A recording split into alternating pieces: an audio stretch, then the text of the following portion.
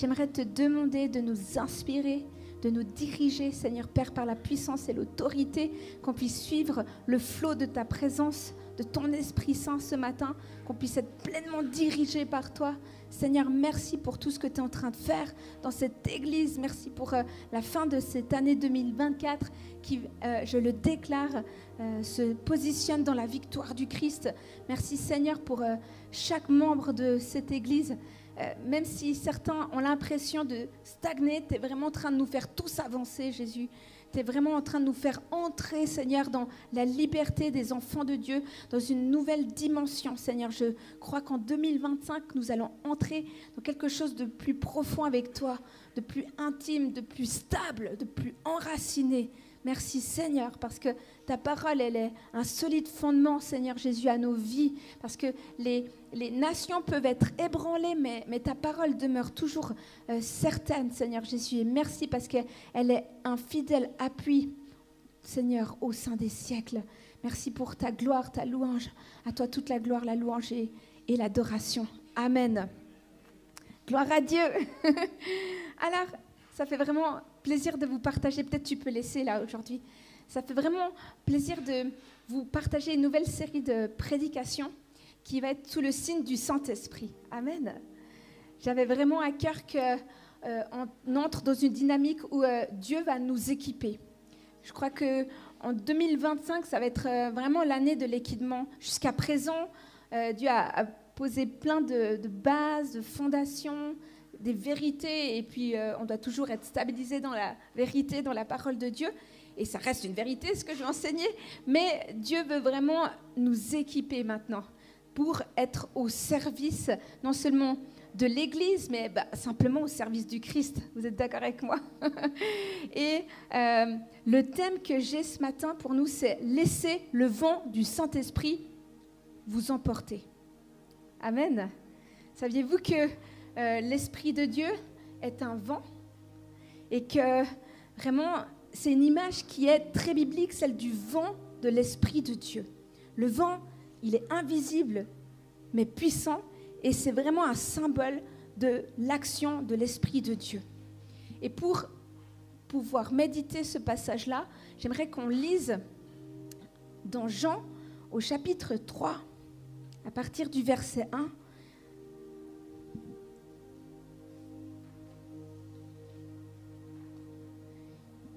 Et j'aimerais lire avec vous ce passage bien connu des évangiles qui mentionne Jésus et Nicodème en lien avec la nouvelle naissance. Alors, à partir du verset 1, je lis « Mais il y eut un homme d'entre les pharisiens nommé Nicodème, un chef des Juifs, qui vint, lui, auprès de Jésus de nuit et lui dit « Rabbi, nous savons que tu es un docteur venu de Dieu, car personne ne peut faire ces miracles que tu fais si Dieu n'est avec lui. » Jésus lui répondit, « En vérité, je te le dis, si un homme ne naît de nouveau, il ne peut voir le royaume de Dieu. » Nicodème lui dit, « Comment un homme peut-il naître quand il est vieux? Peut-il rentrer dans le sein de sa mère et naître ?» Jésus répondit, en vérité, je te le dis, si un homme ne naît d'eau et d'esprit, il ne peut entrer dans le royaume de Dieu. Ce qui est né de la chair est chair, et ce qui est né de l'esprit est esprit. Ne t'étonne pas que je t'ai dit, il faut que vous naissiez de nouveau. Le vent souffle où il veut, et tu en entends le bruit, mais tu ne sais d'où il vient ni où il va. Il en est ainsi de tout homme qui est né de l'esprit. Nicodème lui dit, comment cela peut-il se faire? Jésus lui répondit, tu es le docteur d'Israël et tu ne sais pas ces choses. En vérité, je te le dis, nous disons ce que nous savons et nous rendons témoignage de ce que nous avons vu. Et vous ne recevez pas notre témoignage. Si vous ne croyez pas quand je vous ai parlé des choses terrestres, comment croirez-vous quand je vous parlerai des choses célestes? Personne n'est monté au ciel si ce n'est celui qui est descendu du ciel, le Fils de l'homme qui est dans le ciel. Amen. C'est intéressant parce que là, on voit du coup Nicodème qui est vraiment un chef religieux en Israël et il vient vers Dieu. Il vient vers Dieu et on voit que son cœur est travaillé. On voit que le cœur de Nicodème est travaillé et que, comment dire, la personne de Jésus le dérange finalement. C'est comme si, au travers des miracles et des enseignements de Jésus-Christ de Nazareth, il y a quelque chose qui l'interpelle et qui lui donne envie d'apprendre un peu plus. Et on voit qu'il y a un double dialogue. Il y a le dialogue spirituel de Jésus-Christ et Nicodème qui essaye de comprendre le langage du royaume des cieux finalement. Et Jésus essaye de lui montrer finalement les réalités de comment être né de nouveau et de voir les choses dans l'esprit. Et c'est ce que Dieu nous invite à développer. En tant qu'enfant de Dieu, on peut être un chrétien qui est simplement dans la chair, c'est-à-dire un chrétien qui croit fermement que Jésus-Christ est notre Sauveur et Seigneur, mais finalement pas avoir laissé l'Esprit de Dieu nous façonner et nous permettre de nous connecter aux réalités du royaume des cieux. Et Dieu veut nous apprendre à ce qu'on se connecte constamment, j'ai envie de dire même, au royaume des cieux. Non pas qu'on doit tout spiritualiser, parce que quand il y a l'Esprit de Dieu, il y a aussi de l'ordre. L'Esprit de Dieu, ce n'est pas un esprit de désordre. L'Esprit de Dieu vient aussi pour justement nous révéler la parole de Dieu, nous donner de la sagesse, nous donner du bon sens et toutes ces choses-là. Mais en même temps, il veut nous inviter à être dans cette attitude où notre cœur prie sans cesse, où notre cœur est continuellement connecté à la présence de Dieu. Et en fait, la question que j'aimerais qu'on puisse se poser, c'est est-ce qu'on peut ressentir physiquement le vent du Saint-Esprit? Alors, peut-être que certains vont dire que non, mais dans cette communauté, on croit qu'on peut ressentir physiquement le vent du Saint-Esprit. Et que c'est une réalité, la manifestation du souffle de Dieu peut se faire ressentir physiquement. L'idée que le vent du Saint-Esprit peut se faire ressentir se trouve même dans le fondement de la parole de Dieu. Alléluia. Parce qu'en hébreu, on sait que l'esprit, c'est le roi, c'est le pneuma, et ça se traduit par esprit. Donc il y a un souffle. Et d'ailleurs, Dieu nous a donné la vie par ce souffle, le souffle de l'esprit. Amen. Et je crois que alors qu'on est rassemblés ensemble, et même lorsqu'on est chez nous seuls ou qu'on est au travail, on peut avoir des visitations de l'Esprit de Dieu. Tout d'un coup, comme on peut ressentir la présence de Dieu, il y a des gens, et moi j'ai eu ça aussi souvent, qui entendent comme des battements d'ailes au niveau des oreilles. Des fois, ça c'est plutôt les anges aussi, mais ça peut aussi être la présence de Dieu qui est là et qui est manifeste. Et Dieu veut que notre communauté puissions grandir là-dedans. Parce que c'est écrit en Genèse 2,7, nous lisons que Dieu a insufflé dans les narines de l'homme un souffle de vie. Et ce souffle-là veut nous être communiqué. Parce que nous avons le souffle de la vie qui fait qu'on vit, mais on a besoin du souffle du Saint-Esprit pour naître de nouveau. On est né de la chair, on est né de notre mère et de notre père, mais plutôt notre mère, mais vous savez comment ça fonctionne. Mais on a besoin du souffle de l'Esprit pour venir à la vie, pour naître de nouveau. Alléluia. Donc, c'est une réalité. Si on lit aussi dans Acte 2, au verset 2, on peut aller voir ensemble, Acte 2, verset 2. Donc, l'inauguration de l'Église, je lis à partir du verset 1. Acte 2, 2, il est écrit « Le jour de la Pentecôte, ils étaient tous ensemble dans le même lieu. Tout à coup, il vint du ciel un bruit comme celui d'un vent impétueux. Et il remplit toute la maison où ils étaient assis. » Waouh!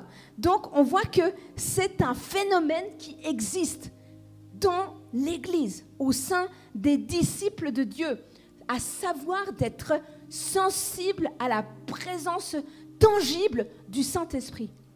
Alors, c'est clair qu'on est tous différents et que peut-être l'Esprit de Dieu se révélera d'une manière particulière à l'un et d'une autre à l'autre, mais en tous les cas, nous sommes tous, en tant que disciples de Dieu, appelés à ressentir la présence de Dieu. Et je crois qu'il y a même cette réalité où, simplement sans trop d'extravagance, il n'y a pas besoin qu'il y ait la grande louange, il n'y a pas besoin de créer une atmosphère pour cela. On peut simplement être assis en train de fermer les yeux, et alors qu'on ferme les yeux et qu'on se concentre sur Dieu, tout d'un coup, on ressent la profondeur de la présence de Dieu. Et je crois que Dieu veut nous allumer de cette manière-là. Alléluia. Nous sommes appelés à être sensibles à l'action de Dieu. Amen. Donc cette dimension physique, elle nous enseigne aussi quelque chose d'important, c'est que Dieu veut se révéler à nous de manière personnelle et intime, de façon très proche, particulière. Il veut nous montrer à quel point, finalement, il nous aime et son désir, c'est d'être proche de nous et de nous transformer, de transformer notre vie. Alléluia. Donc c'est un rappel que Dieu est présent, qu'il agit et qu'il souhaite que nous nous abandonnions à son action pour être pleinement renouvelés par lui. Donc, c'est vrai qu'il y a quelqu'un qui, une fois, m'a dit ici, à Next, j'ai l'impression que les cultes ne sont jamais pareils. C'est-à-dire qu'on me dit souvent, ce qui est bien chez toi, Camille, c'est que, ouais, on a l'impression que c'est jamais pareil. Alors, ça peut donner l'impression que ce n'est pas structuré. Et on discutait de ça l'autre jour, mais c'est vrai qu'il y a des structures qui peuvent étouffer l'action du Saint-Esprit. Donc, il y a des structures qui sont tellement figées et tellement organisées par la main de l'homme que lorsque l'Esprit de Dieu veut se manifester, les hommes disent « Oh, attention, là, ça bouscule notre structure, du coup, on ne veut plus laisser, on ne veut pas accepter ce qui est en train de se passer. » Alors que l'Esprit de Dieu, il est en mouvement. Il agit.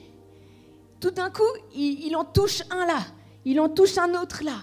Et c'est pour ça qu'on doit apprendre à être sensible à son action, à savoir comment il agit. Dernièrement, et je l'ai relu dans le livre de Benny Hinn, moi, ce qui m'impacte, c'est que parfois, quand Dieu est en train de toucher une personne, peut-être qu'il n'est pas encore en train de toucher les autres, parce que, en fait, l'Esprit de Dieu répond à la soif qu'on a au fond de nous. Amen. Moi, je te le dis, tu peux être là, la louange ne peut pas être extraordinaire ou quoi que ce soit. Mais si tu as soif de Dieu et que, comme Zachée, tu montes sur cet arbre et tu es prêt à être vu de Jésus, eh bien, Jésus, lui, il envoie sa présence et il commence à te visiter là. Alléluia. Donc, il répond à notre soif. Et donc, comment ça fonctionne dans la pratique du ministère, c'est que parfois, quand on voit que l'Esprit touche une personne, eh bien, on va vers cette personne. Quand on voit que quelqu'un brille du Saint-Esprit, qu'elle touche, on va vers cette personne, on libère l'onction et généralement, ça laisse le temps à d'autres dans l'assemblée de voir que l'Esprit de Dieu est en train d'agir, ça ouvre les cœurs et on va vers les autres qui sont ouverts. Amen. C'est comme ça. Quand on aura, je suis en train de vous équiper, mais quand on aura les conférences ou des choses comme ça, il faudra qu'on soit sensible à cette action-là du Saint-Esprit. C'est la même chose lorsque on va dans les rues évangéliser. Quand on va dans la rue évangéliser, souvent je demande, Dieu, aide-moi dans cette foule à localiser. Je vois comme ça la personne qui brille. Parce que, en fait, il y a des fois, quand Dieu veut toucher quelqu'un, il y a une lumière particulière sur la personne. Et c'est pas physiquement que tu peux le voir, c'est dans l'esprit que tu dois le voir. Tu peux voir sur son visage, tu peux le voir dans ses yeux, tu peux voir le Saint-Esprit dans un sourire. J'ai des fois vu des serviteurs de Dieu, ils avaient un sourire, mais c'était pas un simple sourire naturel, c'était le sourire de Dieu. C'est étincelant. Il y a une dame, je l'ai déjà dit, mais à Yverdon, des fois, elle passe, je dis honnêtement, elle n'est pas forcément très belle physiquement. Faut être concret, quoi, c'est vrai. Mais elle a un sourire qui attire. Je me dis, waouh, cette dame-là, dans la simplicité, elle est proche du Saint-Esprit. Ah, c'est puissant. Donc, il faut que nos yeux commencent à s'ouvrir. Alors, est-ce que le vent de l'Esprit est prévisible ? Non, il n'est pas prévisible. C'est pour ça qu'on ne sait jamais comment l'Esprit agit d'un dimanche après un autre. Parce qu'il n'y a pas toujours aussi les mêmes personnes dans une assemblée. Et donc Dieu, lui, qui connaît les profondeurs de chacun, il sait comment nous inspirer. Et Benny Hinn, il explique bien, il dit, est-ce que j'organise mes réunions ? Oui, je les organise bien. Je vais même savoir quelles sont toutes les louanges que le groupe de louanges va chanter. Je vais même savoir qui parle à tel moment. Il a bien tout structuré. Mais à partir du moment, il explique, qu'il monte sur scène, c'est plus lui qui prend le contrôle, il veut laisser la place au Saint-Esprit d'agir et permettre à ce que vraiment des miracles puissent se libérer comme ça. Mais s'il restait pleinement figé sur son programme, ben il dirait hop, hop, hop, Saint-Esprit, non, pas maintenant, après le chant, et puis après le message de l'autre, et là, on va te laisser agir. Mais ça ne fonctionne pas comme ça. Parce que Dieu, il est le maître, Jésus, il est le maître, Jésus, il est souverain. Amen. Et donc, c'est comme les prévisions météorologiques. Ben, vous êtes d'accord, des fois, on va regarder la météo, souvent, ça tombe juste, mais bien souvent, ça tombe pas juste. Des fois, ils disent qu'il va pleuvoir, alors qu'en fait, il pleut pas. Donc, on ne peut pas prévoir l'action du Saint-Esprit. C'est pareil, l'action de l'Esprit de Dieu. Mais par contre... j'aime bien ce qu'il dit, je vais juste vous le dire. J'ai également dit que le Saint-Esprit aime l'ordre, ce qui n'est pas la même chose que de pouvoir prédire des actions. Il a toujours de l'ordre, mais on ne peut pas toujours prévoir ce qu'il va faire. Amen. Et dans notre communauté, avec le bagage que j'ai, moi j'ai un bagage où j'ai quand même étudié la parole de Dieu, la théologie. J'aime justement qu'on reste dans le cadre de la parole de Dieu. Et il y a des débordements, dans le sens qu'on veut pleinement laisser l'action du Saint-Esprit, des débordements de la gloire de Dieu, mais on ne veut pas laisser le désordre et la chair se manifester. Parce que ça peut aussi arriver. Mais après, même s'il y a des manifestations de chair, on ne va pas être effrayé par ça.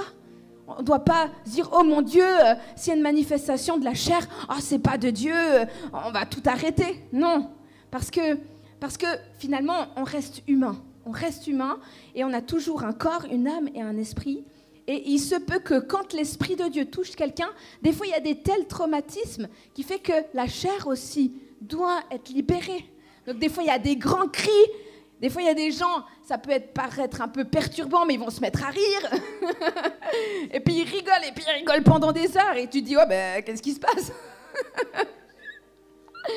Mais voilà,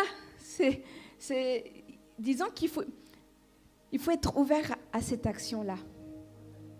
Et il faut se dire que l'Esprit de Dieu, c'est l'esprit de paix, c'est un esprit d'amour, c'est un esprit de grâce. Et il ne vient pas là pour nous faire peur. L'Esprit de Dieu ne vient jamais pour nous effrayer. C'est un gentleman. Et généralement, il ne vient jamais pour nous condamner, mais pour nous libérer et pour nous relever. Donc peut-être que parfois on a eu peur du Saint-Esprit parce qu'on a la même réaction d'Adam et Ève dans le jardin d'Éden, quand ils étaient dans la présence de Dieu. Mais après que le péché est entré dans le monde, quand Dieu il est revenu voir où étaient Adam et Ève, qu'est-ce qu'ils ont eu? La première émotion, oh, on s'est caché parce qu'on a eu peur. Pourquoi te caches-tu? Pourquoi aurais-tu peur de Dieu? Oui, le péché est entré dans le monde, mais lui, il a trouvé une solution. C'est la personne de Jésus-Christ. Et il t'a tellement aimé, il ne te condamne pas. Il te dit maintenant, cesse de te cacher sur le plan spirituel. Maintenant, viens découvert, laisse-toi aimer. Et comme le frère a dit, que nous puissions lâcher prise et laisser le Saint-Esprit prendre le contrôle. Amen. On va entrer là-dedans, je le sais, je le sens.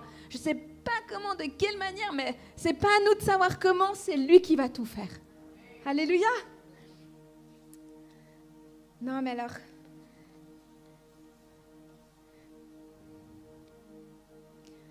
Dieu est tellement bon.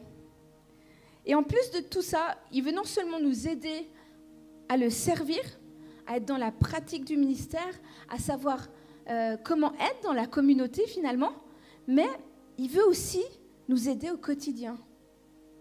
Tu sais, quand il parle du fait de marcher par l'Esprit, si on va dans Galates 5, Galates au chapitre 5, au verset 16, il nous dit, « Je dis donc, marchez selon l'Esprit, et vous n'accomplirez pas les désirs de la chair. Car la chair a des désirs contraires à ceux de l'Esprit, et l'Esprit en a des contraires à ceux de la chair. S'ils sont opposés entre eux, afin que vous ne fassiez point ce que vous voudriez, si vous êtes conduits par l'Esprit, vous n'êtes point sous la loi. Or, les œuvres de la chair sont évidentes. Ce sont la débauche, l'impureté, les dérèglements, l'idolâtrie, la magie, les rivalités, les querelles, les jalousies, les animosités, les disputes, les divisions et les sectes. l'envie, l'ivrognerie, les excès de table et les choses semblables. Je vous dis d'avance, comme je l'ai déjà dit, que ceux qui commettent de telles choses n'hériteront pas le royaume de Dieu. Mais le fruit de l'esprit, c'est l'amour, la joie, la paix, la patience, la bonté, la bienveillance, la foi, la douceur, la maîtrise de soi. La loi n'est pas contre ces choses. Ceux qui sont à Jésus-Christ ont crucifié la chair avec ses passions et ses désirs. Si nous vivons par l'esprit, marchons aussi selon l'esprit. Là, ce qui me frappe, c'est intéressant parce qu'il est dit que ceux qui marchent dans la chair n'hériteront pas le royaume de Dieu. Pourquoi ? Comme Nicodème, qui cherchait Dieu, il n'avait pas accès, il était proche du royaume de Dieu, mais il n'a pas eu, en tout cas là, accès au royaume de Dieu parce qu'il n'était pas dans l'esprit. Donc, quand on marche dans la chair, finalement, on ne peut pas hériter des bénéfices du royaume des cieux. Et si on meurt en étant dans la chair avec des péchés de la chair, eh bien, malheureusement, on sera éloigné de Dieu éternellement. Mais par contre, si on accepte l'Esprit de Dieu et on le laisse transformer notre vie, transformer notre caractère, nous donner le caractère du Christ, eh bien, on héritera des choses qui sont éternelles. Vous savez, je veux juste vous dire, c'est pas parce qu'on pratique des fois les dons du Saint-Esprit qu'on a la maturité. Il y a beaucoup de gens qui font cette erreur-là. Parfois, ils prophétisent, ils chassent des démons, ils ont du discernement, ils ont tous les dons de l'esprit, mais ils ne sont pas enracinés dans la parole. Et il suffit qu'il y ait un vent contraire et ils tombent. Ils peuvent tomber dans le péché ou s'éloigner de Dieu ou je ne sais pas. Donc, parce que les dons du Saint-Esprit, justement, l'expression le dit bien, c'est un don, c'est un charisme, c'est un cadeau. Le don, c'est un cadeau. Tu le demandes, tu reçois. Amen. Tu demandes le don de prophétiser, le don de guérir les malades. Si tu cherches, Dieu te donne. Simplement et facilement. Parce que je crois qu'il y a comme des... faut pas mal me comprendre, mais il y a des clés dans l'esprit. Vous voyez ce que je veux dire ? Il y a des clés qui déclenchent des fois le miracle. C'est pas des clés que nous on provoque, mais c'est, comment dire, la clé que je vous ai donnée, c'est voir quand l'esprit est sur une personne et qu'on prie et ça active l'onction. Ça, c'est une clé. Vous voyez ? Mais ça, on peut l'acquérir, mais si on n'a pas en parallèle laissé Dieu transformer notre caractère, eh bien, on peut être comme ceux qui, Jésus a dit, éloignez-vous de moi, je ne vous connais pas, parce que vous ne m'avez pas obéi. Et l'obéissance que Dieu cherche avant tout, c'est de marcher avec l'Esprit Saint au quotidien. Amen. Donc, finalement, généralement, on le sait, moi je le sais, quand je suis dans la chair. Tout d'un coup, s'il y a un brin de colère qui monte, ou bien ça peut être un brin de comparaison, de jalousie, ou la dispute, on le sait. Généralement, si on est honnête avec soi-même, on sait ce qu'il y a dans notre cœur. On ne peut pas dire qu'on ne sait pas. Parce qu'en plus, nous qui sommes des enfants de Dieu, Dieu nous a déjà montré le chemin à suivre. Amen. Donc, ce que j'aimerais qu'on puisse faire aussi, c'est, grandir dans la repentance. C'est très simple, la repentance. Dieu ne te demande pas de te flageller, Dieu te demande de te repentir. Dieu ne te demande pas de te condamner, parce qu'il a déjà porté le poids de la condamnation. Dieu te demande juste de te repentir. Donc en fait, Dieu te demande de sortir de cette condamnation, auto-condamnation personnelle, parce que Jésus a déjà porté cette condamnation pour toi.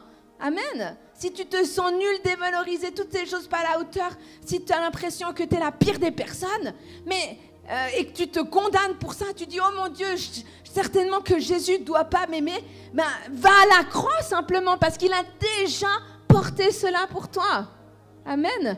Et le péché que tu commets, c'est de demeurer dans cette auto-condamnation. Mais si Dieu t'a donné une simple clé, très facile, et des fois on complique l'évangile. L'évangile est très, très, très, très simple. Très simple. C'est la repentance. C'est Jésus, je me suis mise en colère, je me suis vraiment énervée. Je te demande pardon pour ça. Je ne veux plus ça. Je te prie que les prochaines fois tu m'aides à agir autrement. Tu m'aides à porter la patience, la grâce, l'amour, tout ça. Amen. Donc, pour aujourd'hui, je ne vais pas forcément plus parler, mais je crois que l'Église, Dieu nous invite à suivre le vent de l'Esprit. Je pense que c'est comme ça. Il disait Bénéine, et moi ça me parle parce que c'est ce que je mettais en pratique sans avoir des mots dessus, mais des fois, si l'Esprit de Dieu n'est pas dans un chant, des fois je passe à un autre. Si l'Esprit de Dieu, il agit au travers d'un strophe, eh bien j'intensifie ce strophe. Amen. C'est pour ça que des fois, si on voit qu'on n'a pas réussi à entrer dans l'intimité de Dieu via un moment d'adoration, mais peut-être que via un autre moment d'adoration, on y arrive. Et il y a des fois où je vois qu'on n'a pas du tout, on a raté la coche, j'ai envie de dire. Eh bien, peut-être que des fois, Dieu, c'est dans la parole qu'il va nous utiliser, généralement. Parce que la parole fait autorité. Et Dieu, il agit toujours au travers de sa parole. Amen. Donc en fait, vous voyez, il faut commencer à être sensible dans l'esprit. Parce que, et surfer là où vous allez sentir, vous sentez des fois, tout d'un coup, il y a quelque chose qui s'opère. C'est plus naturel. Alléluia. Alors, peut-être qu'on va juste prier et demander déjà, vous êtes d'accord si on demandait la soif de Dieu dans cette église? Est-ce qu'on a soif de Dieu? Est-ce qu'on a soif de voir vraiment l'action de Dieu? L'action, la manifestation de Dieu et d'être utilisé par Dieu. D'être utilisé par Dieu. Seigneur Jésus, je te prie vraiment que maintenant la soif de Dieu descende dans l'Église. Il y a une soif d'être utilisé puissamment par toi, Seigneur. C'est toi qui mets la volonté et le faire dans le cœur de tes enfants. C'est pas suite à une force, une manipulation. On ne peut pas provoquer ça dans les cœurs, Seigneur. Mais on peut te demander de nous disposer, d'être disposés maintenant à toi, disposés à l'action de ton esprit. Et tu connais les cœurs, tu sais, ceux qui ici ont envie d'être avec plus, d'avoir plus de Dieu, d'être plus proche de toi, Saint-Esprit. Tu sais, les cœurs qui ici dans l'assemblée ont envie, alléluia, d'être avec le Saint-Esprit. Je sens dans mon cœur de dire à quelqu'un, je ne sais pas à qui c'est, mais en fait, alors que tu vas t'ouvrir à l'action du Saint-Esprit, c'est comme si Dieu va te donner, comme pour les apôtres, de l'audace. Il va te donner de la force. Parce que sans Dieu, c'est vrai que tu es faible. Mais tout d'un coup, alors que ton cœur va s'ouvrir et s'élargir et laisser la place à Dieu, alors que toi, tu dis maintenant, je ne veux plus prendre le contrôle, mais je veux suivre le vent de l'esprit. Je veux être sensible à ta présence. J'aimerais ressentir la manifestation tangible de l'Esprit de Dieu. Alors que tu dis ça à l'Esprit, c'est comme si l'Esprit, il te remplit maintenant, il va te remplir. Tu vas déborder. Et il remplit tes pensées aussi. Il remplit tes pensées humaines, tes pensées charnelles. Oui, c'est ça. Il est en train de te remplir Il est en train de combler les vides aussi. Les vides qui ont été provoqués par la peur, qui ont été provoqués par l'angoisse, qui ont été provoqués par l'insécurité, les incertitudes. Alléluia. Il y a une autre personne, tu as été tellement blessé que tu as fermé ton cœur. Tu as fermé ton cœur à Dieu. Des fois, tu sens un tout petit peu Dieu, mais tu as tellement mal au cœur que ton cœur est encore fermé. Ce matin, Dieu, il ouvre ton cœur. Il ouvre ton cœur. Il vient, il te rejoint. Ce matin, c'est dans la douceur. Parce que cette relation, elle va commencer dans la douceur. Cette relation va commencer dans l'intimité. Tout d'un coup, ton cœur va reprendre vie. Parce que l'Esprit de Dieu, il est en train de souffler sur toi. Il est en train de souffler la vie. Ce matin, la puissance de vie, la puissance de résurrection, ce souffle de vie qui a créé l'univers, le monde et les êtres humains et tout ce qu'il y a sur la terre, ce souffle de vie-là est en train d'être libéré à nouveau sur toi ce matin, dans le nom de Jésus. C'est comme si tu es un bout de farce, fatigué. Eh bien, l'Esprit de Dieu ce matin, il te remplit. Laisse-toi toucher. Laisse-toi toucher par lui. Laisse-toi inonder de sa présence. Les dons vont fuser. Les baptêmes dans l'Esprit maintenant vont devenir naturels parce que tu vas t'aligner à l'action de Dieu. Alléluia. Dans le nom de Jésus-Christ. Alléluia. Ton cœur s'ouvre dans le nom de Jésus. J'ordonne à ton cœur maintenant, à ce cadenas qui a été bien fermé à double tour, autour de ton cœur, avec ces chaînes tellement grandes, les chaînes du non-pardon, les chaînes de la peur, les chaînes du sentiment d'injustice, les chaînes de la victimisation. Il y a des chaînes qui tombent ce matin. Laisse-les tomber dans le nom de Jésus. Si tu ressens l'action, si ça te parle, brise ces chaînes ce matin dans le nom de Jésus-Christ de Nazareth. Maintenant, il y a eu des chaînes, des condamnations au niveau familial. Eh bien, nous brisons maintenant ces chaînes familiales, ces décrets sur des générations, des malédictions sur des générations entières. Ce matin, je te sors de cette malédiction et de cette condamnation de la perversité des hommes par l'autorité du nom de Jésus-Christ. Je déclare et je décrète que tu seras une nouvelle créature parce que tu es né d'en haut, tu es né du ciel, tu es né de l'Esprit Saint. Alléluia. Recevez le baptême du Saint-Esprit. Si quelques-uns vous avez besoin, commencez à libérer ces syllabes du ciel.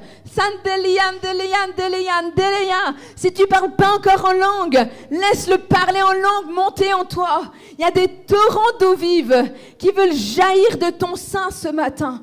Il y a des torrents d'eau vive qui veulent jaillir, qui veulent te renouveler. Dans le nom de Jésus-Christ, reçois là où tu es le baptême du Saint-Esprit, le vent de Dieu, le vent du Saint-Esprit qui descend sur toi avec des flammes de feu, dans le nom de Jésus-Christ de Nazareth.